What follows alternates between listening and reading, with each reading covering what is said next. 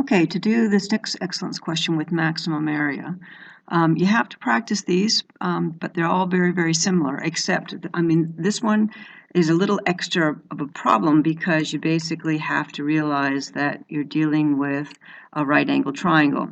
Here's your height, here's your radius. So you basically have a right angle triangle which has this as 10, this is my height, and this is my radius. And so basically we have h squared plus r squared is equal to 10 squared. Now we've got the volume formula that they've given us, and since we have r squared built into the formula, and remember we can't have all these unknowns, so we're going to rearrange this, and we're going to make r squared equal to 100 minus h squared, so that we can stuff that into the formula and have less unknowns so that we can deal with it. So we know the volume is equal to 1/3 pi r squared h. So we're going to substitute, and this always is how you do this. You have to rearrange something in terms of something else. It just depends on the context of the question. In this case, we're rearranging to make the expression in terms of r squared. And then we can substitute that in. So we're going to get volume is equal to 1/3 pi, and then instead of r squared, we're going to go 100 minus h squared times h. Now we've got to simplify this, so we're going to multiply it through, and we're going to get pi 100 times that on the top over 3 minus h squared pi over 3, and again that's all times h.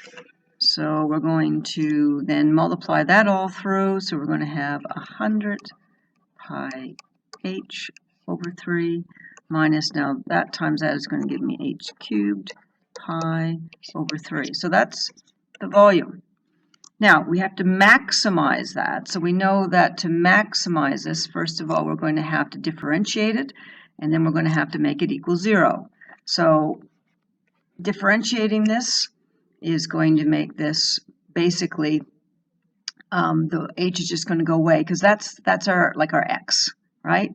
So we have this with an x, so to differentiate this, we're going to just get 100 pi over 3. And then to differentiate this, the 3 is going to come down and cancel with the 3 in the denominator, so we're going to end up getting h squared pi. And that's it. Okay? So that's what we've got for the differentiated expression. Now, again, for max, we know that the differentiated expression has to equal 0. H squared pi is equal to 0. Now we're just going to rearrange this so that we can figure out what h is. So we're going to get, I'm going to move this over and get a positive h squared pi equal to, and then this is 100 pi over 3.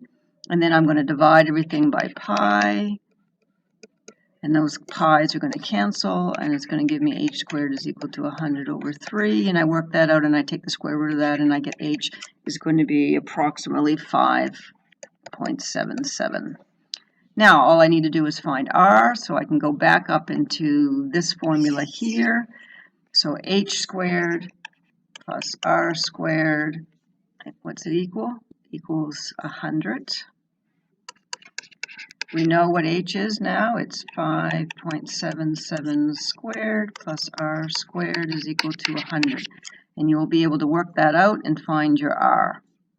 And so calculate the height and radius of the cone, which gives the greatest volume. All right, so if I haven't worked it all the way through, but your r is going to be 8.16 when you work it out.